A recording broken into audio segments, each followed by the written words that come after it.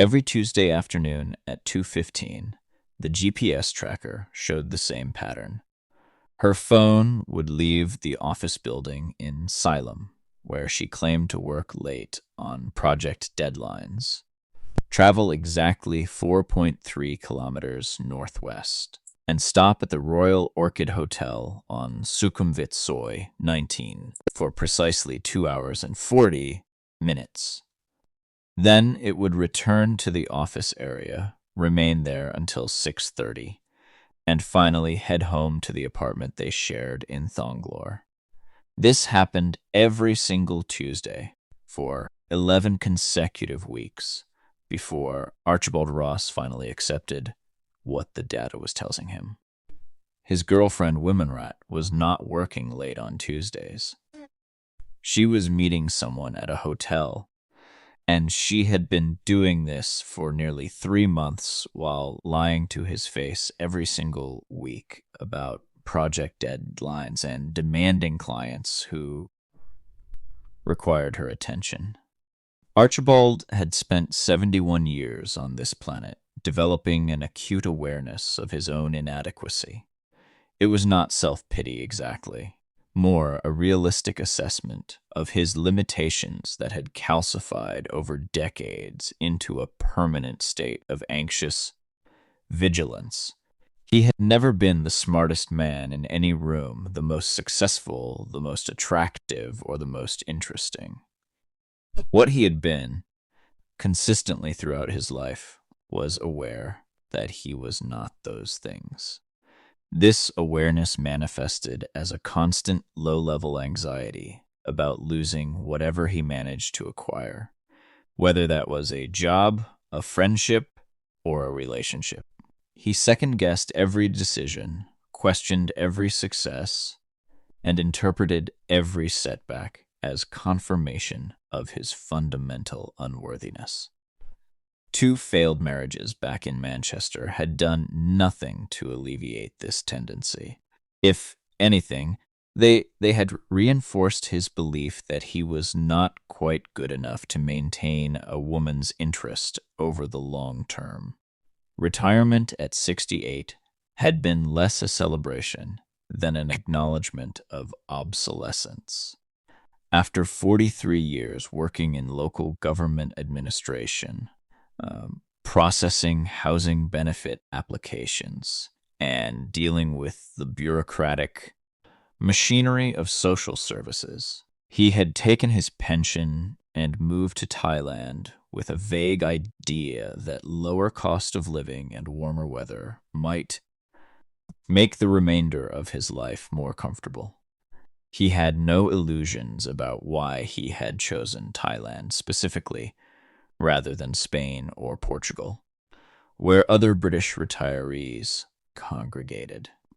Thailand offered something those places did not, something he would never admit to his daughters back home, but acknowledged privately in his more honest moments.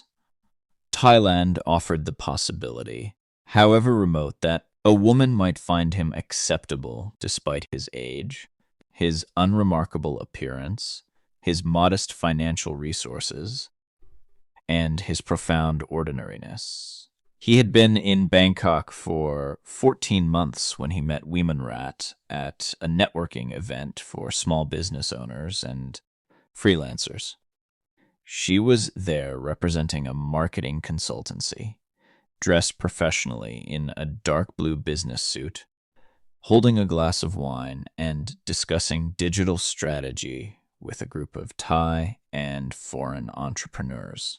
Archibald had attended because the event was free and he was desperately lonely and bored, not because he had any business to network about. When she approached him and asked what he did, he had stammered something about being recently retired, and she had smiled and said retirement was a luxury, that she hoped to retire someday but had too many responsibilities to family to stop working anytime soon. They had talked for 20 minutes about nothing particularly important, and when she gave him her line contact, Archibald had felt a surge of surprised gratitude that someone like her would consider him worth staying in touch with. Their first proper meeting happened 3 days later at a cafe in Phrom Phong. Wimonrat arrived exactly on time, ordered a cappuccino, and asked him about his life in Manchester with what seemed like genuine interest. She was 31 years old, originally from Udon Thani in the northeast, and had moved to Bangkok 8 years earlier to study business administration at Ramkhamhaeng University. She had worked her way through school, doing various jobs she did not elaborate on, graduated with decent marks, though not exceptional ones, and landed her current position as an account manager at a small marketing firm that served primarily Thai businesses looking to expand their online presence. She lived with 2 roommates in a small apartment in Lat Phra, sent money home to her mother and younger brother every month, and spent most of her time either working or sleeping. Her life sounded exhausting and precarious in a way that made Archibald's pension-funded retirement seem almost decadent by comparison. He found himself wanting to help her, to ease some of the financial pressure she was under, to offer stability in what seemed like a chaotic existence. This impulse frightened him because he recognized it as the same rescue fantasy that had contributed to the failure of his second marriage. His ex-wife Jennifer had told him during their final argument that his need to fix her problems was suffocating, that she was not a project to be managed, but a person with agency who did not need or want his constant intervention. The accusation had stung because it was accurate. Archibald did tend to see struggling people as problems to solve, and solving those problems made him feel valuable in a way that little else in his life did. He had promised himself after the divorce that he would not repeat this pattern, that his next relationship would be between equals rather than rescuer and rescued. Yet here he was, 71 years old and 15,000 kilometers from home, already fantasizing about how he could make Wimonrat's life easier. They began dating officially after a month of regular meetings for coffee and occasional dinners. Archibald paid for everything, which Wimonrat initially protested before accepting as normal for their dynamic. She worked long hours and had little time for elaborate dates, so most of their time together consisted of late dinners near her office or weekends when she was less exhausted. The sex started after 6 weeks at his apartment because hers was too small and crowded with roommates. She was enthusiastic and affectionate in bed, which surprised and delighted Archibald given the 40-year age gap between them. He had expected awkwardness or perfunctory performance, but instead, she seemed genuinely to enjoy their physical intimacy, initiating often and expressing satisfaction afterward. This too fed his rescue fantasy. She was responding to him not just because he provided financial support, but because he offered something her previous boyfriends had not. Whether that was consideration or skill or simply the maturity to prioritize her pleasure. The insecurity never fully left him, of course. It lurked beneath every happy moment, whispering that this was too good to be true, that someone like Wimonrat would not actually want someone like him without ulterior motivation. When she mentioned needing to replace her aging phone, Archibald immediately offered to buy her a new one. When she worried aloud about covering her rent after an unexpected expense, he gave her 10,000 baht without her asking. When her brother needed money for vocational school tuition, Archibald transferred 20,000 baht to her account within hours of hearing about the problem. Each time he provided financial help, the insecurity voice grew slightly quieter, replaced by the more comforting narrative that he was making himself indispensable through generosity. She might not have chosen him for love initially, but surely his support and kindness would generate genuine affection over time. Around month 8, Wimonrat asked if she could move in with him. Her roommate situation had become unworkable, she explained, and finding a new apartment in Bangkok was expensive and time-consuming. If she moved in with Archibald, she could save money on rent, and they could spend more time together, which would be good for their relationship. Archibald agreed immediately, despite the anxious voice suggesting this was too fast, that living together after only 8 months was rushing into commitment before truly knowing each other. He silenced that voice by framing the arrangement as practical rather than romantic. She needed housing. He had space. It made logical sense. The fact that having her there every night made him feel less pathetically alone had nothing to do with the decision. Living together revealed aspects of Wimonrat that had not been apparent during their more limited contact. She was fastidiously clean, which Archibald appreciated. She cooked occasionally, proper Thai meals that were far better than anything he could make himself. She maintained her own social life, going out with friends from work or university classmates, which gave Archibald space and meant he did not have to entertain her constantly. She was affectionate in small ways, touching his shoulder when passing by, kissing him goodbye before leaving for work, asking about his day when she came home.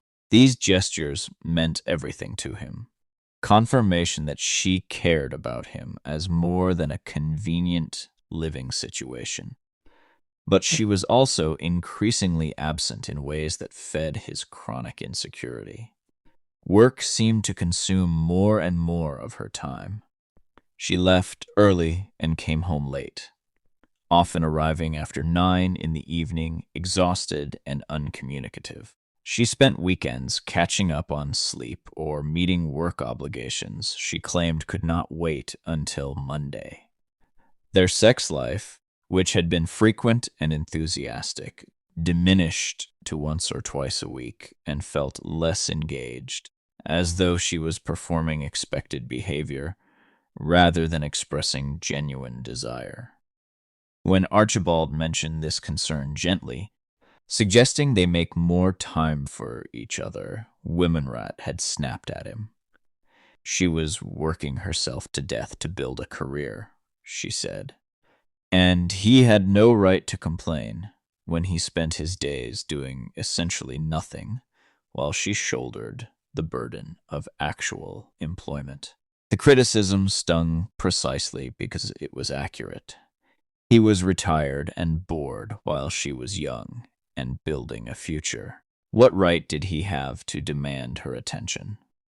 The anxiety that had been manageable during the early months of their relationship began to spike around the 1-year mark. Archibald found himself checking her line messages when she was in the shower, justifying this invasion of privacy as necessary due diligence given his history of being deceived. He found nothing incriminating, just mundane work conversations and exchanges with friends about meeting for dinner or discussing some television program. This should have reassured him, but instead made him more suspicious. If she was hiding something, she would not be stupid enough to leave evidence in her messages. She would delete conversations or use a different app entirely. His inability to find proof of wrongdoing proved nothing except his own inadequacy as an investigator. Around month 14, the Tuesday afternoon absences began.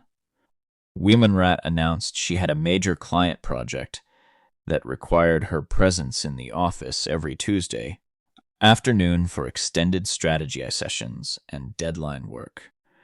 These sessions apparently ran from noon until 7 or 8 in the evening, making it impossible for her to come home for dinner on Tuesdays. Archibald accepted this explanation at face value initially, because work demands were common and her company was small enough that all hands projects required flexibility from everyone. But as the pattern continued week after week, his suspicions grew. Why was this project always on Tuesdays specifically? Why did it require her physical presence in the office when most of her work could be done remotely? Why did she come home from these Tuesday sessions more tired than from normal workdays? As though she had been doing something physically demanding rather than sitting in meetings. He asked her about the project once, trying to sound casually interested rather than suspiciously interrogative. What client was this for? What were they trying to accomplish? Did she think the project would end soon or continue indefinitely? Wimonrat had given vague answers about confidentiality agreements and shifting deadlines before changing the subject. When he pressed slightly, asking why she seemed more exhausted after Tuesdays than other workdays, she accused him of being controlling and paranoid. If he trusted her, he would not be questioning her work schedule. The fact that he was asking implied he thought she was lying, which was insulting and damaging to their relationship. Did he think she was cheating on him? Was that what this was about? Because if he could not trust her after 14 months together, maybe they needed to reconsider whether this relationship was healthy for either of them. Archibald had immediately backed down, apologizing for his questions and reassuring her that of course he trusted her. He was just concerned about how stressed she seemed. The confrontation left him feeling sick with anxiety. She was right that his questions implied suspicion of infidelity. She was also possibly lying about Tuesday afternoons, though he had no proof beyond his gut feeling that something was wrong. The conflict between trusting his instincts and maintaining the relationship created a cognitive dissonance that made sleeping and eating difficult for days afterward. That is when he bought the GPS tracker. It was a small device marketed for tracking children or elderly parents prone to wandering, purchased from an online retailer, and delivered to a convenience store where he picked it up anonymously. The device connected to an app on his phone and could be tucked discreetly into a bag or coat pocket, transmitting location data in real time. Archibald spent 2 days justifying this purchase to himself before finally implementing the plan. He was not spying, he reasoned. He was verifying. If Wimonrat was telling the truth about working late on Tuesdays, the tracker would confirm this, and he could stop worrying. If she was lying, he deserved to know, so he could make informed decisions about their relationship. The ethical violation of tracking someone without consent was outweighed by his need for certainty. Or so he told himself. He slipped the tracker into the interior pocket of her work bag on a Monday evening while she was in the bathroom preparing for bed. The bag was expensive leather, a birthday gift he had bought her 3 months earlier, with multiple compartments that made hiding the small device easy. The next morning, he watched her leave for work as usual, then opened the tracking app on his phone. A small blue dot appeared on the map showing her location, traveling down Sukhumvit Road towards Silom as expected. He watched it obsessively that morning, checking every 15 minutes to see where she was. The dot remained in the Silom area near her office building until noon, when it began moving. His heart rate accelerated as he watched the blue dot travel northwest, away from her office, away from any plausible work-related destination. It stopped at an address on Sukhumvit Soi 19. He switched to satellite view and zoomed in. The Royal Orchid Hotel. She was at a hotel, in the middle of a Tuesday afternoon, claiming to be at work. He sat staring at his phone screen for 20 minutes, watching the blue dot remain stationary at the hotel. His hands were shaking. Nausea rolled through his stomach in waves. Part of his mind was already constructing alternative explanations. Maybe the hotel hosted conferences and her client meeting was there. Maybe she was meeting someone for a business lunch that had been scheduled at the hotel restaurant. Maybe there was a perfectly innocent reason she was at a hotel on Tuesday afternoon.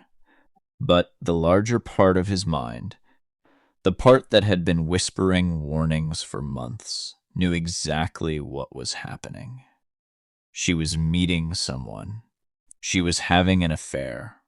The Tuesday afternoon work sessions were cover for regular hotel meetings with another man. The blue dot remained at the hotel for 2 hours and 43 minutes. Archibald watched the entire time, unable to look away from his phone, even though every minute that passed made the situation more undeniable. She was not in a business meeting. Business meetings did not last for nearly 3 hours in hotels. She was having sex with someone. While he sat in their apartment analyzing GPS coordinates, she was in a hotel room with another man, doing things she had been doing less and less frequently with him. The betrayal was so blatant, so undeniable in its timing and duration, that he almost admired the audacity of it. She had created a standing appointment to cheat on him, a weekly ritual of infidelity disguised as workplace obligation. When the blue dot finally moved, leaving the hotel and traveling back toward the Silom office area, Archibald felt something crack inside his chest.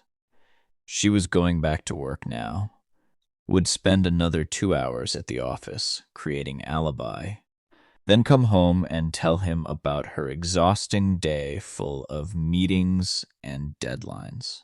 She would shower immediately, he realized, remembering that she always showered when coming home on Tuesday evenings, claiming she felt grimy from a long day in the office. She was washing away evidence. She was removing the smell of another man before climbing into bed next to him. The calculation and deception required to maintain this pattern was staggering. This was not a moment of weakness or a one-time mistake. This was systematic betrayal repeated weekly for months. He considered confronting her immediately when she got home that evening, presenting the GPS evidence and demanding explanation. But another part of him, the insecure part that had been running his life for 7 decades, whispered that maybe he was wrong. Maybe there was an explanation he had not considered. Maybe he should gather more evidence, establish a pattern beyond a single afternoon, before making accusations that could destroy the relationship. If he was wrong, if somehow this was all innocent misunderstanding, his accusation would be the betrayal that ended things. She would leave him for being paranoid and controlling, and he would spend the rest of his life knowing he had destroyed the last relationship he was likely to have because of his own pathological insecurity. So he said nothing that Tuesday evening when she came home at 7:30, exhausted and irritable, heading straight to the shower as always. He said nothing over dinner when she complained about difficult clients and impossible deadlines. He said nothing when they went to bed, and she fell asleep within minutes, too tired for any physical affection. He lay awake most of the night, the GPS data on his phone showing her location as his apartment, wondering how much of their entire relationship had been built on lies this calculated and complete. The next Tuesday afternoon, he watched the tracker again. Same pattern. Her location moved from the office at 2:15, arrived at the Royal Orchid Hotel at 2:30, remained there until 5:10, then returned to the office area.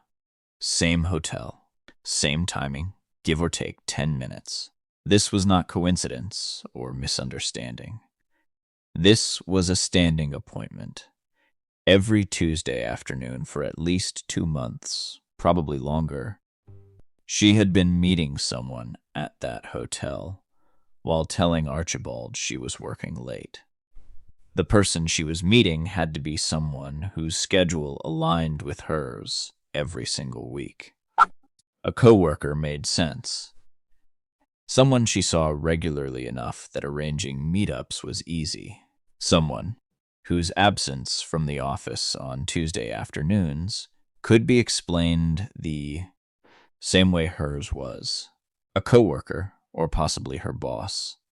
Someone with power over her employment situation, which added layers of complexity and potential coercion that Archibald did not want to consider, because it would require him to see her as victim rather than betrayer.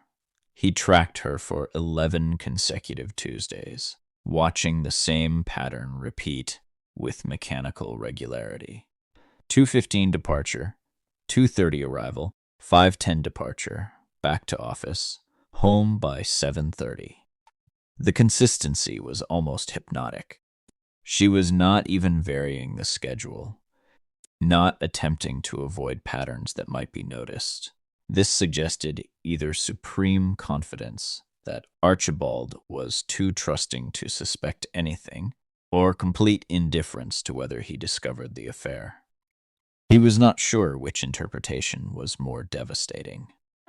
During those 11 weeks, Archibald's mental state deteriorated dramatically. He stopped sleeping properly, lying awake until 3 or 4 in the morning, mentally replaying every conversation and interaction with Wimonrat, searching for earlier signs of deception. He lost weight, his already sparse appetite diminishing to almost nothing as anxiety churned his stomach.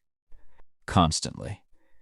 He stopped leaving the apartment except for necessary errands, unable to face social interactions when his entire existence felt like an embarrassing charade.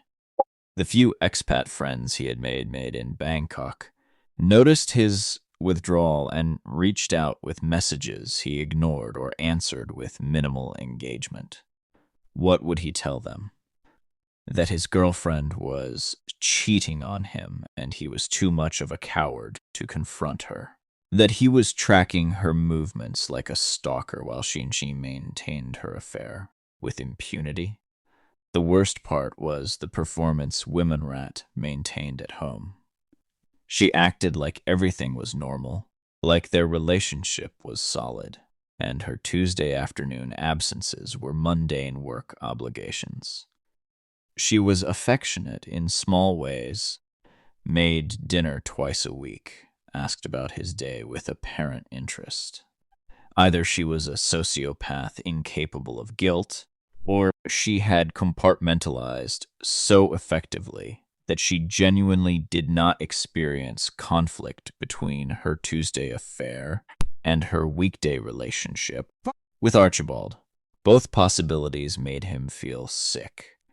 He was living with someone who was either incapable of genuine emotion or capable of such effective deception that authentic feeling was indistinguishable from performance.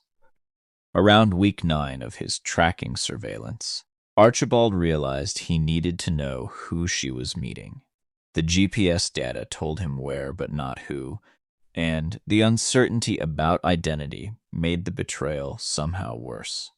If it was her boss, that carried implications about power dynamics and coercion that might reframe the situation. If it was a coworker, it suggested an affair between equals that was purely about attraction and choice. If it was someone else entirely, someone outside her work life, it meant she had constructed an even more elaborate web of lies than he had imagined. He needed to know. The following Tuesday, Archibald took a taxi to Sukhumvit Soi 19 and positioned himself at a coffee shop across the street from the Royal Orchid Hotel entrance. He arrived at 1:30, giving himself time to establish surveillance before Wimonrat's expected 2:30 arrival. He ordered an overpriced latte he did not drink and sat at a window seat with a clear view of the hotel entrance.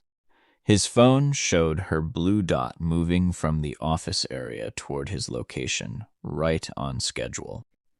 At 2:28, he saw her walk up to the hotel entrance wearing a dress he had never seen before, dark red and more fitted than her usual work clothes. She looked beautiful and confident, walking like someone heading to an anticipated meeting, rather than a coerced obligation. She entered the hotel and disappeared from view. Archibald sat frozen, unsure whether to follow her inside or wait for her companion to arrive. The decision was made for him 12 minutes later, when a Thai man in his 40s, well-dressed in slacks and a button-down shirt, walked into the hotel entrance with the same purposeful stride Wimonrat had used. He could not be certain this was her affair partner, but the timing and demeanor suggested connection. Archibald waited another 30 minutes, drinking his cold latte in small sips to justify continued presence in the coffee shop, before asking the waitress whether she knew what businesses operated out of the Royal Orchid Hotel. She looked confused by the question, but explained that the hotel had a restaurant on the ground floor and conference rooms that could be rented for events or meetings. Was he looking for a venue for an event? He said no, just curious, and tipped her generously to forestall further questions. The waitress had given him an idea, though. Hotels kept records of room rentals and credit card transactions. If he could access those records, he might be able to identify who was paying for the Tuesday afternoon room. This would require illegal access to private information, but Archibald was past caring about legal or ethical boundaries. He needed to know. The not knowing was destroying him in ways that actual knowledge, however painful, could not. He researched how to obtain hotel records and quickly discovered there was no way to access such information without either working for the hotel or having law enforcement authority. He could hire a private investigator, but that felt like an escalation he was not ready for yet. The GPS tracking was secret surveillance he could deny or explain away. Hiring a private investigator made the investigation official in a way that would preclude pretending nothing was wrong. On week 11 of tracking, Archibald made a mistake that revealed his surveillance. He was checking the GPS app while Wimonrat was in the living room, and his phone screen faced outward long enough for her to see the map with the blue dot marking her location. She asked what he was looking at on his phone. He said nothing, just news. But she had already seen something that caught her attention. She asked to see his phone. He refused. She demanded to see it. He said no, this was his phone, and she had no right to demand access to it. She pointed out the irony of this statement, given that she had caught him tracking her location without consent. She knew what the app was. She had seen the blue dot, seen the map, understood immediately what he had been doing. The confrontation that followed was unlike anything Archibald had experienced in their relationship. Wimonrat was not defensive or guilty. She was furious. How dare he track her location without her knowledge or consent? Did he understand that what he had done was not just a violation of her privacy, but potentially criminal, depending on Thai law?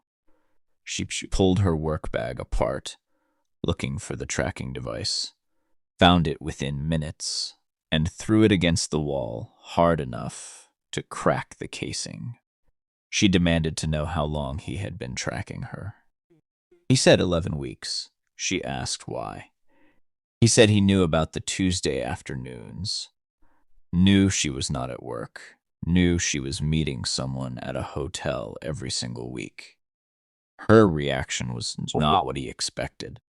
She did not deny the affair or attempt to explain it away. Instead, she became very quiet, the anger draining out of her face and being replaced with something harder and colder. She asked what he planned to do with this information. He said he did not know. He was waiting for her to explain herself. She laughed bitterly at that. Explain herself? To him? After he had been tracking her like a criminal for 3 months instead of having an honest conversation about his suspicions. Whatever she had done, his response was worse. Tracking someone's location was abuse. It was controlling behavior that revealed exactly the kind of person he was. She had suspected he had insecurity issues, but this was beyond insecurity. This was pathological distrust that made any real relationship impossible. Archibald felt the familiar spiral of self-doubt and self-blame rising up to consume him. She was right that tracking her was wrong.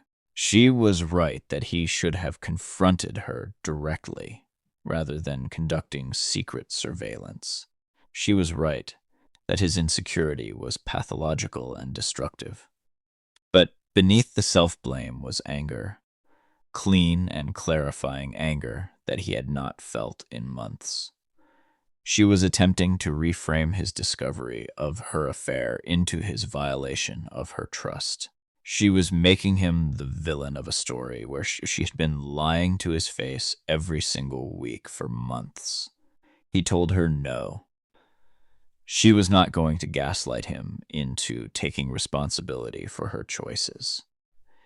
She had been cheating on him with someone every Tuesday afternoon for at least 3 months, probably longer. The tracking was wrong. He acknowledged that, but it did not erase or excuse her behavior. Who was she meeting? How long had it been going on? Why had she bothered maintaining their relationship if she wanted to be with someone else? She stared at him for a long moment before answering.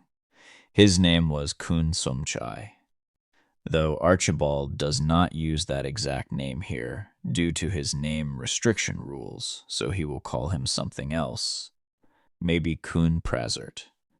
He was her boss at the marketing company. The affair had started about 7 months ago, when they had needed to work late on a difficult campaign and ended up having sex in the office after everyone else had gone home. It had continued since then because Khun Prazert was married and could not leave his wife, but he was good to Wimonrat in ways that Archibald was not. He gave her money without making her feel like she owed him something in return. He helped advance her career without holding it over her head. He treated her like an equal partner in the affair rather than a project to be managed and fixed. Yes, she was having an affair with her married boss. Yes, she had been lying about Tuesday afternoons. But she was not sorry, because this relationship with Kun Prezert gave her something she needed that the relationship with Archibald did not provide. The words hit like physical blows. She was not sorry. She had no intention of ending the affair. She had been comparing him to her lover and finding him inadequate in every dimension that mattered. Everything she said confirmed his worst suspicions about himself. He was not good enough. He had never been good enough. His attempts to make himself valuable through financial support had only made him pathetic in her eyes. His love and concern had been experienced as smothering management. His chronic insecurity had created exactly the exhausting emotional environment that drove her to seek attention elsewhere. Every fear he had ever had about himself was being confirmed in real time by someone who had intimate knowledge of his flaws. He told her to leave. She said this was her home too. She had been living here for over a year and had as much right to be there as he did. He said her name was not on the lease. She had moved in as his guest, and she could either leave voluntarily or he would have building management remove her. She asked where she was supposed to go. He suggested Kun Prezert's house, or perhaps the hotel room they frequented every Tuesday. She said he was being cruel. He said she had been lying to him every week for months while fucking her married boss, and she was calling him cruel. The hypocrisy was staggering. She needed to pack her things and leave immediately because he could not stand to look at her for another minute without feeling physically sick. She packed that night, throwing clothes and toiletries into the same bag where he had hidden the GPS tracker weeks earlier. She called someone, presumably Kun Prezert, though Archibald did not ask, and arranged somewhere to stay. She was gone within 2 hours of the confrontation, taking everything that mattered to her and leaving behind only a few items of clothing she said he could throw away. Her final words before leaving were that his insecurity had destroyed their relationship as surely as her affair had. If he had trusted her, if he had been secure enough in himself to give her space to be her own person, maybe she would not have needed to seek validation elsewhere. Maybe she would have been happy with what they had, instead of needing something from someone who did not make her feel like a problem to be solved. The affair was her responsibility, yes, but the relationship failure belonged to both of them. After she left, Archibald sat in the empty apartment and felt the architecture of his inner world collapse completely. For 11 weeks, he had been tracking her movements, gathering evidence, building a case for confrontation. He had imagined she would be defensive, guilty, apologetic. He had imagined she would beg for forgiveness, or at least show some remorse for her betrayal. Instead, she had been angry at him for tracking her, unapologetic about the affair, and direct in explaining that he had failed her as a partner. Every word she said confirmed what he had always known about himself. He was not enough. His insecurity was not attractive caution, but pathological neediness that exhausted anyone subjected to it. His attempts to be supportive came across as controlling and infantilizing. He had driven her into the arms of another man through his own inadequacy. And now he was alone again at 71 years old with no prospect of ever finding another relationship because who would want him? Who would choose an anxious, insecure, elderly foreigner with no compelling qualities when they could have literally anyone else? The days following her departure were the darkest of Archibald's life. He stopped leaving the apartment entirely, living on delivery food and sleeping 16 hours a day to avoid thinking. The few friends who messaged him got one-word responses, or no response at all. He blocked Wimonrat online and all social media, not because he was angry, but because he could not bear to see any evidence of her moving on with her life as though their relationship had been a minor inconvenience rather than his entire emotional world. The GPS tracking app remained on his phone, though the device itself was broken and useless. The app. He kept the app because deleting it felt like erasing evidence of his suspicions having been correct. He had been right to distrust her. His insecurity had not been pathological paranoia, but accurate assessment of reality. The only thing he had done wrong was waiting 11 weeks to confront her, instead of ending things the first Tuesday. Her blue dot appeared at that hotel. But even that vindication felt hollow. Being right that she was cheating did not undo the fact that he had driven her to cheat through his own behavior. Being right that his suspicions were justified did not make him any less alone or any more capable of maintaining a relationship. Being right meant nothing when the relationship was destroyed, and he was sitting in an empty apartment in Bangkok at 71 years old, facing the reality that he would die alone because he was fundamentally unlovable. The hatred that grew in the weeks following Wimonrat's departure was not directed primarily at her. She had done a terrible thing, yes, but Archibald found himself unable to sustain anger at her when the larger truth was that people would always disappoint him because that is what people did. Expecting loyalty or honesty from anyone was setting himself up for inevitable betrayal. The hatred he felt was for himself, for his own gullibility and neediness and pathetic attempts to buy affection through financial support. But mostly, the hatred was for humanity in general. Every person was capable of the kind of calculated deception Wimonrat had demonstrated. Every relationship was one bad day or attractive alternative away from dissolution. Trust was not a foundation for connection, but a delusion that made betrayal possible. The only sensible response was complete withdrawal from all meaningful human contact. He stopped attending expat social events. He stopped responding to friendly overtures from neighbors.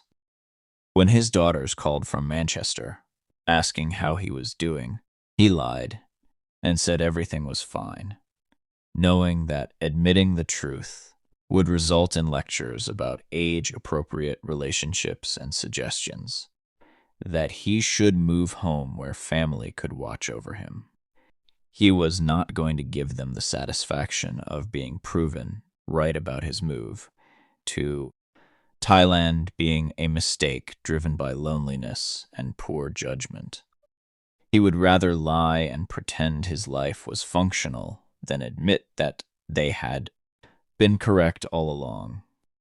The apartment that had felt suffocating when Wimonrat lived there now felt appropriately sized for his diminished existence. He woke up when his body forced him to, ate when hunger became genuinely painful, showered every 3 or 4 days, because personal hygiene seemed pointless when no one was going to see him. He stopped reading the news because What did it matter what was happening in the world? He stopped watching television because stories about human connection and drama felt like mockery of his isolated existence. He existed in a state of suspension, not quite living but not dead either, waiting for nothing in particular because nothing worth waiting for was coming. 3 months after Wimonrat left, a former colleague from the marketing company where she worked reached out to Archibald through a mutual acquaintance. The colleague, whose name was Niran, said he, thought Archibald should know that Wimonrat's affair with Kun Prazert had ended badly. Prazert's wife had discovered the relationship through credit card statements showing recurring hotel charges. She had confronted Prazert, who had immediately blamed Wimonrat, claiming she had pursued him aggressively and threatening his career if he did not comply. Prazert had fired Wimonrat to appease his wife and protect his marriage. Wimonrat was now unemployed, struggling financially, and apparently claiming to mutual friends that Archibald had been abusive and controlling, which was why she had left him. Niran thought Archibald deserved to know the truth about both situations so he could defend himself against her false narrative and understand that Wimonrat was not the victim she was portraying herself as. Archibald listened to this information with complete emotional detachment.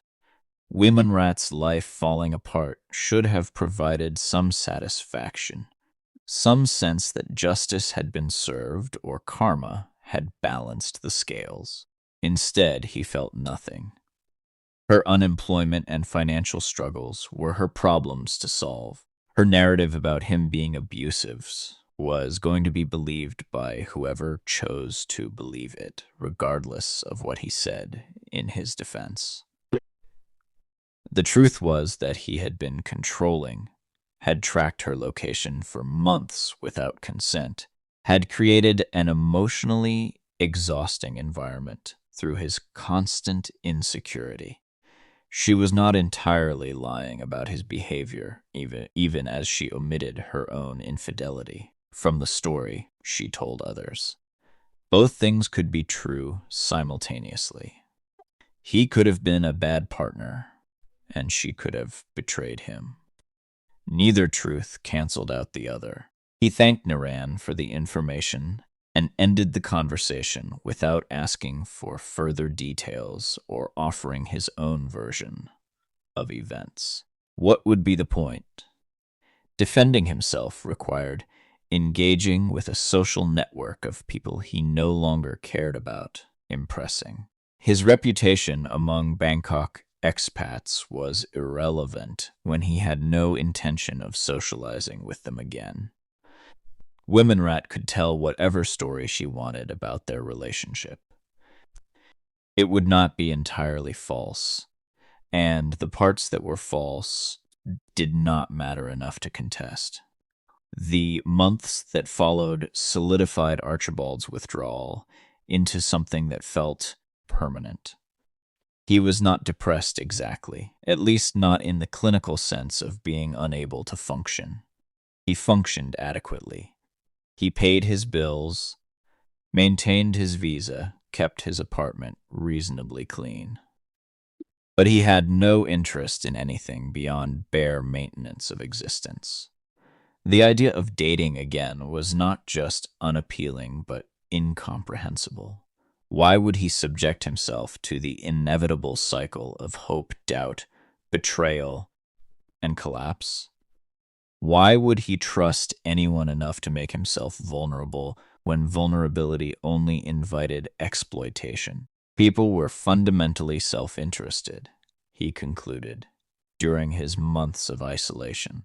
They formed relationships based on what they could extract from those relationships, whether that was financial support or emotional validation or sexual satisfaction or social status. The idea of genuine connection, of two people caring about each other's well-being, independent of what they received in return, was a pleasant fiction people told themselves to avoid confronting the transactional nature of all human bonds. Wimonrat had stayed with him as long as the financial support and housing were valuable enough to offset the irritation of dealing with his insecurity. When she found someone who provided sexual excitement and career advancement, she maintained both relationships simultaneously because both served her interests. When he discovered her duplicity and ended the arrangement, she moved on without apparent difficulty because he had never been irreplaceable, just convenient. This understanding did not make him angry anymore. Anger required caring enough to be offended by betrayal. He had moved beyond anger to a place of complete disconnection where people's actions no longer had the power to hurt him because he expected nothing from them. Everyone would disappoint eventually. Everyone would prioritize their interests over his. Everyone was playing their own angle, telling their own version of events that cast themselves as protagonist, and everyone else as supporting characters in their personal narrative. Understanding this made other people's behavior predictable rather than shocking. Wimonrat had done what people do. She had maximized her options, maintained multiple income streams, told whatever lies were necessary to keep both men invested in supporting her. This was rational behavior given her economic circumstances. He could not even blame her, really, because what she had done was just the human condition made explicit. A year after the breakup, Archibald was still living in Bangkok in the same apartment, but he had not formed a single new friendship or made any attempt at human connection beyond transactional interactions with delivery drivers and building staff. His daughters had mostly stopped calling because conversations with him were depressing and unproductive. His few remaining friends from pre-Wimonrat days had given up trying to draw him back into social activities. He existed in a state of hermetic isolation that felt appropriate and sustainable.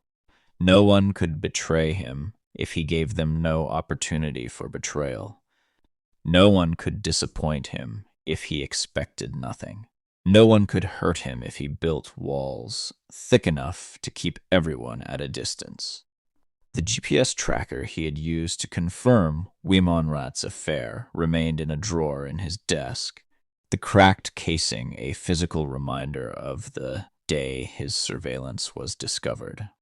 He kept it not as a memento, but as evidence for himself that he had been right. His instincts had been correct.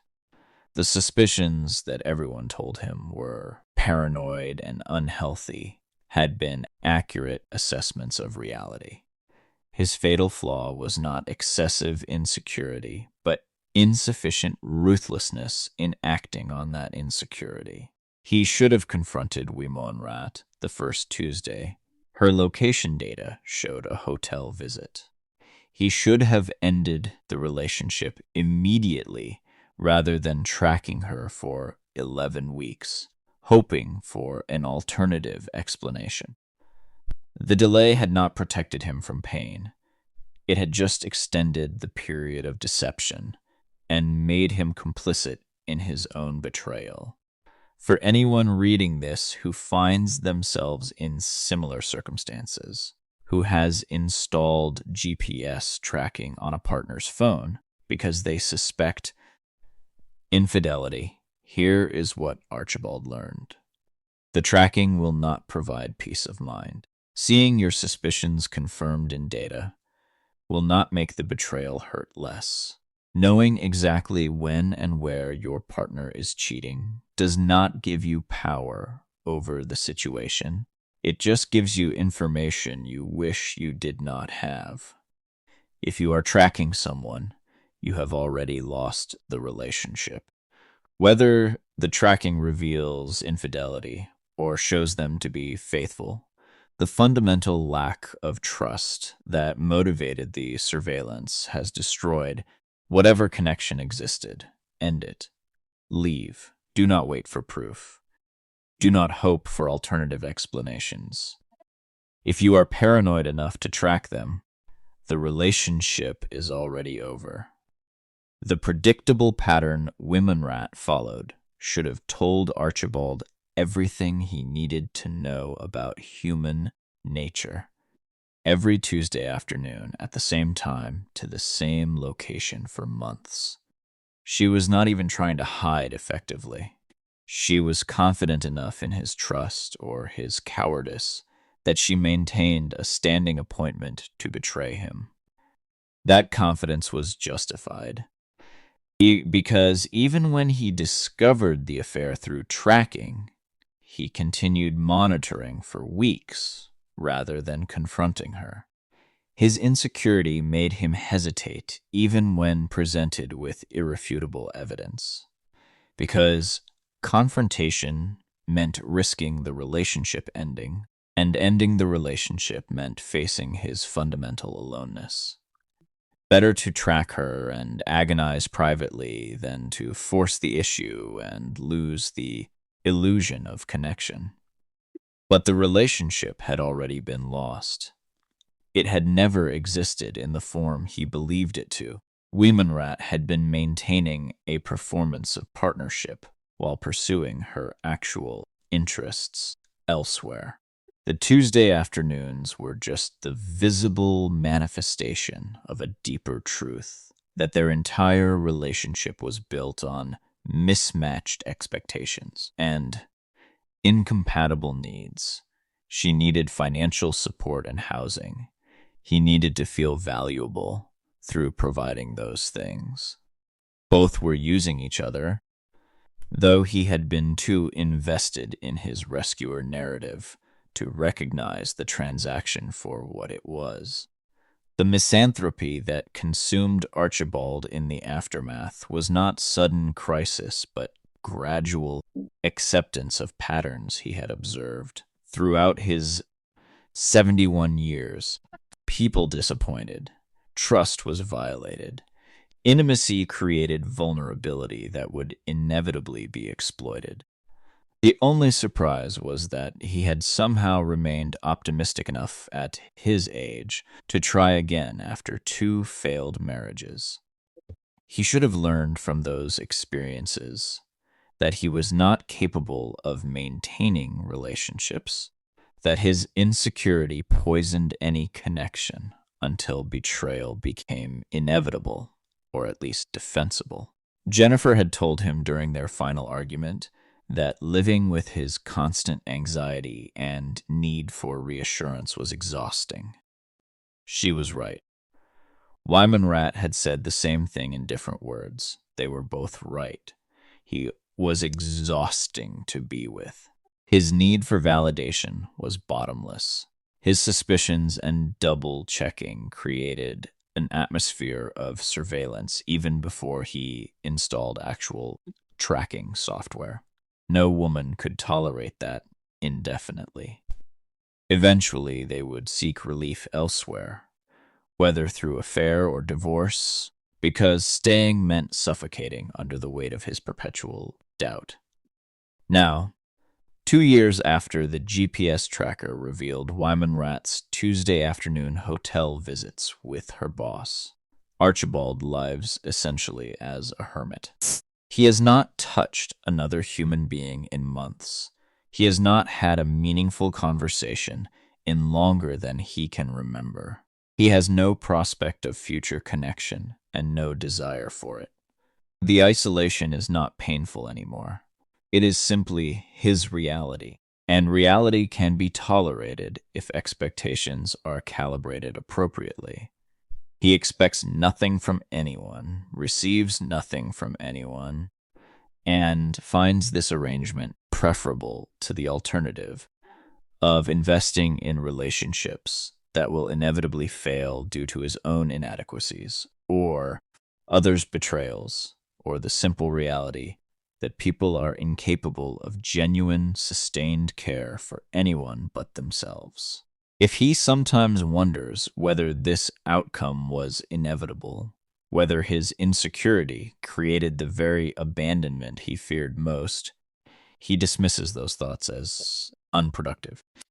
What matters is not whether he caused his own isolation through personality flaws or whether he was victimized by others' deceptions. What matters is that isolation is safer than connection, and safety is the only thing worth pursuing at 71 years old with no remaining capacity for hope or trust or vulnerability. He will die alone. He has accepted this. Accepting it means it cannot hurt him anymore. Wimonrat taught him that GPS tracking someone reveals only location, not truth. He could see where she was every Tuesday afternoon, but he could not see why she preferred a married man to him, or what fundamental inadequacy in himself drove her to seek satisfaction elsewhere, or whether anything about their relationship had ever been genuine. The data was accurate but incomplete. The blue dot on his phone screen showed him a hotel address, but told him nothing about the person he thought he knew. She remained a stranger whose motivations he never understood, just like everyone else he had ever tried to connect with over 7 decades of disappointed hope. Trust no one, expect nothing, survive alone. These are the lessons of Tuesday afternoons and GPS coordinates and blue dots on hotel maps. Love is delusion, connection is transaction, and the only protection is complete withdrawal from a system designed to disappoint anyone foolish enough to participate. Archibald learned this too late to save himself from the specific pain Wimonrat inflicted, but not too late to prevent future injury by refusing all future investment. That is the only wisdom his 71 years have earned him. Use it or ignore it. Either way, you will end up alone eventually. The only question is whether you waste years learning what should have been obvious from the start.